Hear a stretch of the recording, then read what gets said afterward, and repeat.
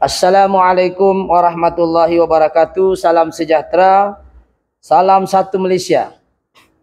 Salam keberkatan. Ya. Salam daripada Borneo. Alhamdulillah. Hari ini kita ada satu perkongsian lagi. Alhamdulillah perkongsian yang menarik juga. Dan tidak pernah keluar di channel saya. Untuk model kereta Exia problem yang berbeza. Kalau Exia problem yang lain-lain itu ada lagi. Jadi alhamdulillah hari ini kita ada satu perkongsian yang menarik dan ini customer saya ini Cina ya. Cina, customer saya Cina daripada orang yang buat Maxim lah. Dia buat Maxim, kalau kita tengok logo dia Maxim ya. Kameramen mungkin boleh nampak Maximnya kan. Tapi paling nama nak nampak kan, dia tak tahu. Maxim kan general. Okey, jadi alhamdulillah sebelum apa-apa pekerjaan yang baik saya berpesan pada diri saya, apa-apa pekerjaan yang baik kita mulakan dengan bismillahirrahmanirrahim. Semoga pekerjaan yang baik itu dimuliakan dan diberkati oleh Allah Subhanahu wa taala. Jadi apa yang menjadi perbahasan hari ini adalah masalah kereta Exia second generation, semput, yaitu jacking, kadang keluar check engine, kadang tidak keluar check engine. Dia pakai ini sudah lama, benda ini sudah lama dia pakai katanya. Jadi dipahamkan tadi ownernya maklumkan bahwa ada juga bunyi dekat BBT dia tetet macam begitulah dia bilang. Tapi dia bilang sajalah. Jadi apapun laporan daripada owner itu kita sampaikan dalam YouTube ini supaya kita mau tahu apa sebenarnya masalah ini kereta. Masalah ini kereta dia datang semput, jacking, macam tak kuat power. Kalau hidup aircon memang mampus lah, langsung tidak ada power lah. Sebab beban bertambah, tenaga enjin berkurang. Sedangkan enjinnya ini 3 piston saja. Jadi kalau kita nampak kereta ini second generation. Untuk kereta Exia ni dia enjin 1KR kalau 1NR itu beza kan. Ataupun Myvi 1NR 2NR ini 1KR. Tapi 1KR ni dia ada first generation, second generation dan yang terakhir kali ni yang bentuk macam tiara itu third generation. Saya pun tidak tahu macam mana dia punya head lah. Tapi untuk enjin model ini Exia second generation dia berbeza. Daya tahan dia agak kurang berbanding dengan first generation. Cuma the second generation dengan the first generation dia tidak ada BBT. Tapi dia tahan banting, dia punya head. Dia punya blok sama 1KR, sorry. 1KR. Mungkin kameramen mungkin tak tahu, boleh nampak kat sini. Coba kameramen ke sini. Enjin dia boleh nampak, enjin sama. Maksudnya blok enjin sama tapi head tidak sama. Untuk model second generation dia ada BBT. Kameramen sini. Ini ada BBT, ini namanya BBT solenoid. BBT solenoid. Jadi ini BBT solenoid fungsinya untuk penjimatan lah. Tapi untuk the second generation, the first generation tidak ada. Ini BBT solenoid tidak ada, sprocket BBT pun tidak ada. Dia kosong saya sini untuk first. The second generation dia ada BBT sprocket di sini. Tapi tidak dapat buka lah. Cuma saya untuk mukadimah ini saya cerita dulu apa perbezaan enjin sama, head tidak sama. Yaitu enjin 1KR dia second generation, 1KR first generation dia tidak ada BBT solenoid, tidak ada sprocket BBT.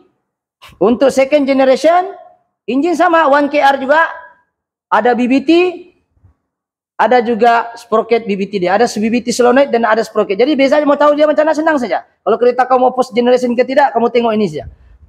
Kalau mau tahu Exia kamu second generation yang ini. Kalau ada kau tengok BBT solenoid begini, BBT solenoid ni mananya kau punya itu pakai BBT. Kalau tidak ada mananya first generation lah itu. Model first. Yang kedua boleh nampak dari si throttle body. Throttle body untuk the first generation dia duduk di sini di tengah. Tengah sini. First generation duduk tengah, kalau second generation duduk sini. So kenapa saya bahas ini benda? Sebab macam mana mau cakap Untuk Exia first generation bloknya sama. Kalau kita tengok dekat kereta kamu tuh 1KR, tapi kenapa dia punya throttle body tidak sama? Kenapa dia punya ada yang ada BBT, ada yang tidak ada BBT? Tapi sama-sama juga jimat minyak lah. Namanya Exia kan jimat minyak. Tapi kenapa saya bahas apakah hubungannya second generation the first generation? Sebab saya bahas ini supaya untuk menghubungkan. Sekiranya mungkin Anda tertanya-tanya, mungkin ada segelintir audien di luar ataupun subscriber saya di luar bertanya, apakah perbezaan first generation dengan second generation Exia dan third generation? Third generation masih baru, yang paling baru tu. Itu saya tidak tahu macam mana bentuk dia. Enjin memang sama, saya rasa lah. Saya pun tidak pernah buka lagi. Yang saya boleh bahas first dengan second saja, yang ini second. Selalu masalah untuk second generation ini selalu masalah head tidak tahan. Yang kedua selalu masalah kompresor tidak tahan juga kadang-kadang. Saya pun tidak tahulah, itu kena tanya engineer. Tapi the first generation alhamdulillah setakat ini jarang memberi masalah. Sebab kenapa? Jarang datang di bengkelku. Second generation banyak yang model ini. Dan untuk kali ini pula yang saya buat perkongsian ini bukan pasal ekon, bukan juga pasal overhaul engine, tetapi lebih kepada masalah semput, yaitu masalah mungkin masalah wiring itu sendiri, mungkin masalah ECU, dan juga mungkin masalah coil, mungkin juga masalah spark. Bila kita race dia macam Parkinson, bergegar. Jadi bila kita cek demi cek, kita pastikan spark plug cantik, api warna purple, compression cantik, throttle body pun walaupun kotor, tapi bila kita race masih still semput.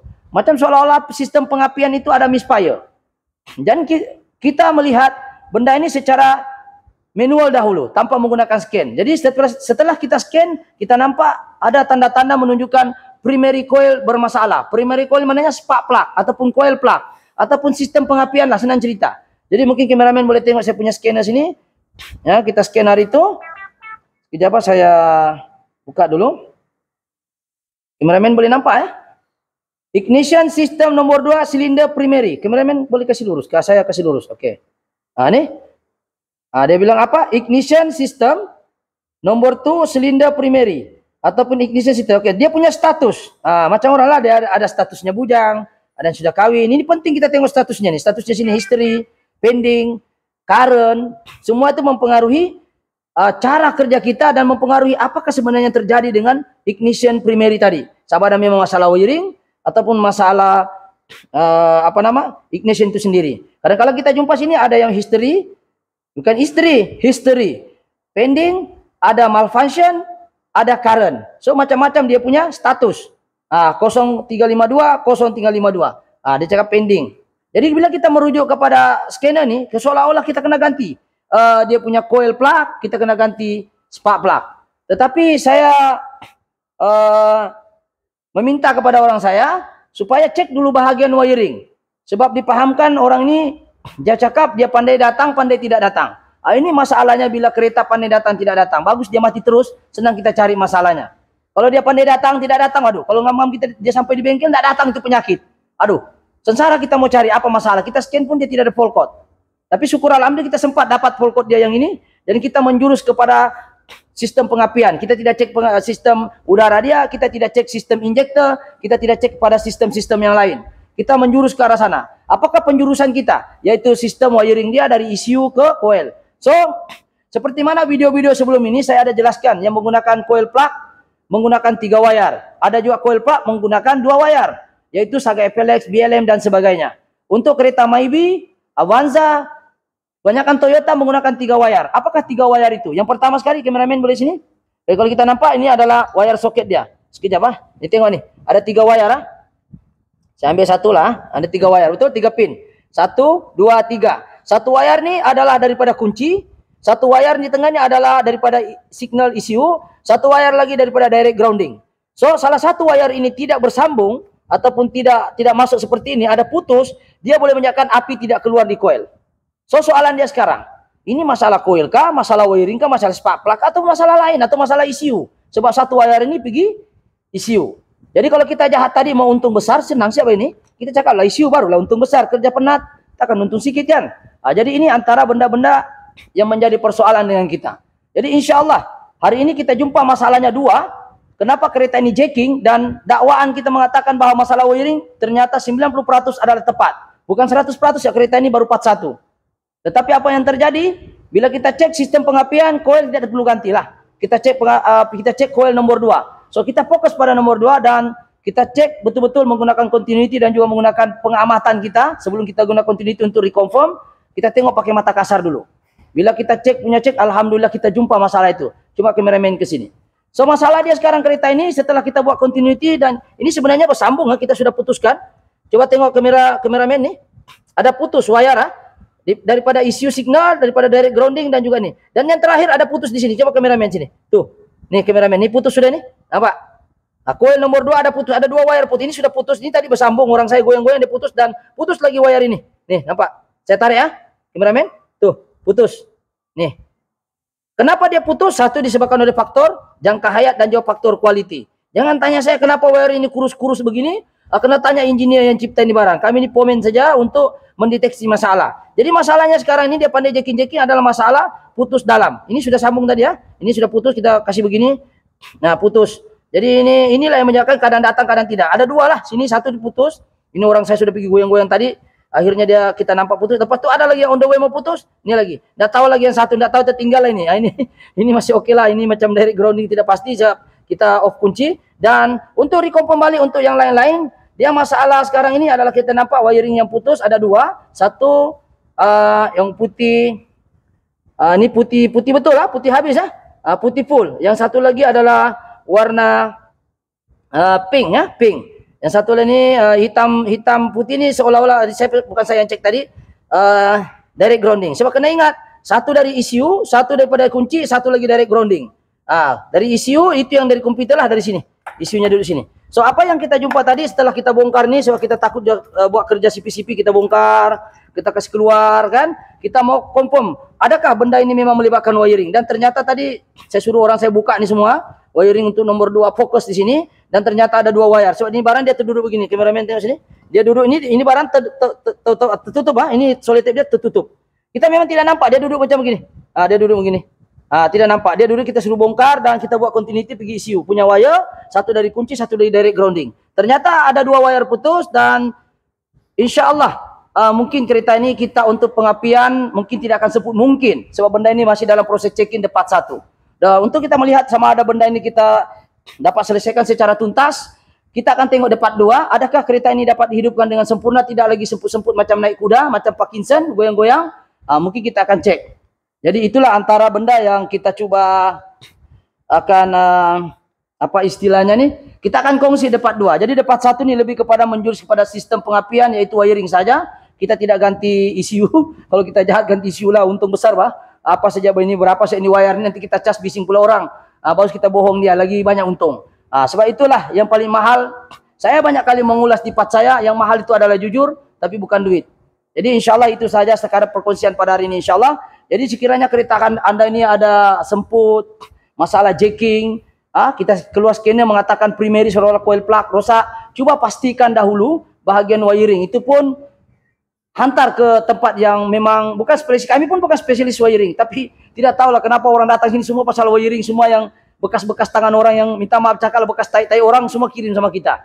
Jadi bukan kita menolak job, tapi bagi masa. Kalau datang sini tolong jangan tunggu. Simpan kereta, insya-Allah kita buat yang terbaik. Itu saja kita punya permintaan dan doa saja semoga apa yang kita cari itu, apa yang kita coba selesaikan itu dapat dimudahkan. Jadi kita bukan pandai, kita sharing saja. Semoga video-video seperti ini memberi manfaat pada orang, yaitu masalah wiring saya. Dia sama dengan Biba lah. Saya tidak tahu Pro 2 punya quality untuk kereta model ini. Second generation masalah banyak. Ya, tapi the first generation okay, the second generation okay. Second generation tak okay, sorry. Second generation tak okay, first generation okay. Sebab saya punya kereta first generation setakat ni alhamdulillah tiada masalah wiring, tiada masalah aircon, tiada masalah overheat. Tapi the second generation ikut pengalaman kita cerita, bukan semua, tapi majority second generation banyak masalah wiring, masalah overheat, masalah gearbox, masalah kompresor. Jadi bukan saya rasa dorang ini semua begitu, tidak. Tapi kita bercerita berdasarkan pengalaman yang datang sini, the second generation antara kereta yang paling banyak kami bikin, yaitu masalah wiring. Syukurlah bagi orang Pomin macam saya, untunglah kan. Tapi untung-untung pun kalau bekas tangan orang sampai 7 bengkel, setengah mati juga nih, sampai malam pun kadang jam 2 saya study. Jadi hargailah ilmu itu, insya Allah kita share. Jangan lupa kasih subscribe ramai-ramai, kasih share dengan orang bahwa yang mahal itu sebenarnya bukan duit, tapi yang mahal itu adalah jujur. Bukan kata kami paling jujur, tapi semua banyak bengkel di luar yang jujur. Mungkin orang terlepas pandang, bukan salah dorang. Mungkin juga keterbatasan dari segi knowledge, mungkin juga keterbatasan dari segi pengetahuan atau persekitaran dia. Tetapi apa yang paling penting adalah jangan kita memburukkan bengkel lain lah, itu saja. Ya kalau dia salah sana biarlah dia salah, perbaiki kesalahan itu saja. Dan satu lagi permintaan daripada saya, jangan datang di sini seolah-olah kamu jadi pomen pula. Ya ada kita jumpa begitu. Nah, kalau rasa-rasa pandai buat sendiri, jangan antarlah pergi bengkel, buat sendiri. Kita buat share ilmu ini supaya kita edukasi diri kita bahwa pentingnya kita mendeteksi masalah step by step. Itu satu.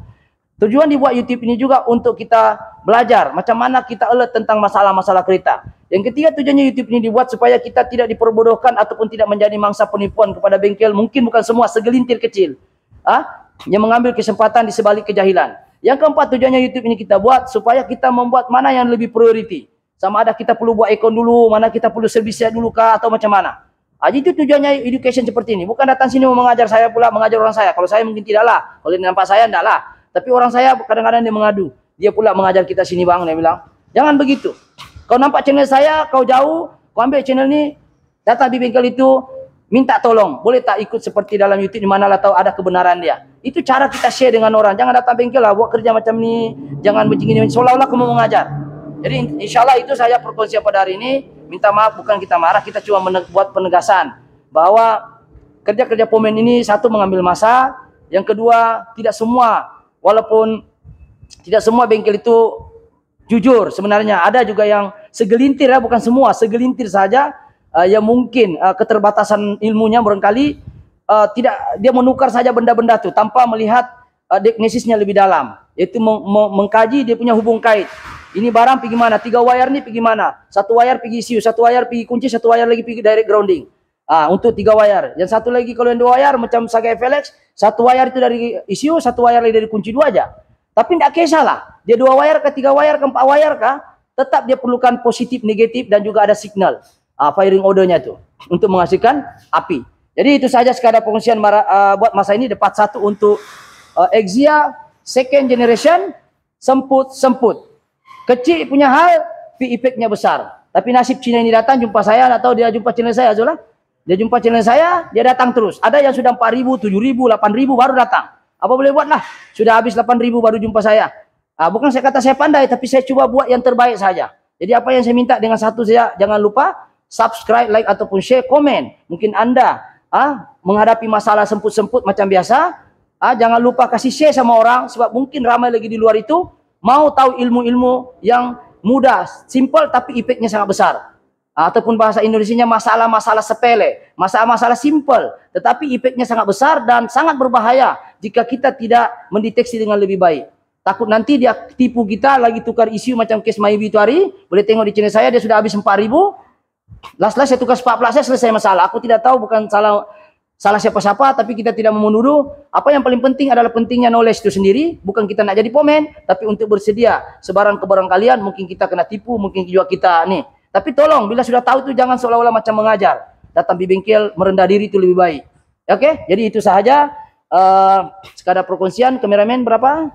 Kamera girls? 17 menit. Aku rasa macam 70 menit sudah. Jadi itu saja perkongsian hari ini. InsyaAllah mohon maaf segala kekurangan. Bukan saya pandai. Jadi kalau saya ada masalah kekurangan dalam video ini, atau mungkin juga suara tidak jelas, mungkin kameramen kena Parkinson bergerak-gerak, boleh komen di bawah juga. Mungkin kita perbaiki kita punya kamera, sebab kamera kita ini pakai handphone saja.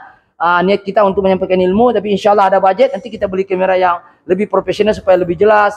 Mikrofon ini pun sudah tidak tahu berapa lama sudah dipakai, dibeli di Shopee juga.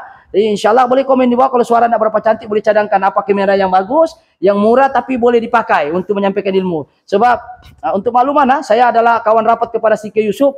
Dia maklumkan dengan saya kamera tidak berapa cantik, dan dia juga sentiasa berhubung dengan saya, bertukar pandangan. Dia pun mantap juga. Jadi terima kasih juga, dia selalu mengajak subscribernya yang ramai itu untuk subscribe saya. Terima kasih Sike Yusuf kalau terlampak ini channel. Thank you banyak-banyak. Jadi kita belajar sama-sama. Dia pun selalu kontak saya direct, dan saya pun sama juga. Jadi saling berkolaborasi, bekerja sama. Sebab ilmu ini tidak pandai habis. Oke, jadi itu saja sekian untuk konten pada hari ini. Jika maklumat seperti ini bagus, jangan lupa subscribe, like, share maupun komen. Oke, itu saja sekian. Assalamualaikum. Thank you.